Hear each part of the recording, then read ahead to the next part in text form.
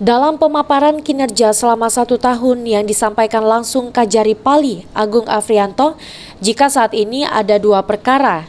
Beberapa perkara yang ditangani oleh Kajari Pali telah masuk persidangan dengan rincian 7 perkara dalam proses penuntutan dan 3 perkara telah ada kekuatan hukum tetap.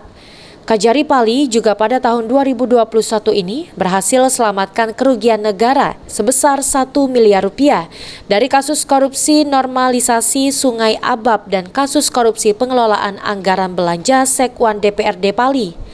Sementara itu, dari bidang pidana umum, Kajari Pali menangani 232 perkara dan 179 perkara telah ada putus persidangannya. Sementara itu, untuk bidang datun, Kajari Pali telah mencapai MOU sebanyak 69 kegiatan, SKK atau surat kuasa khusus sebanyak 70 kegiatan.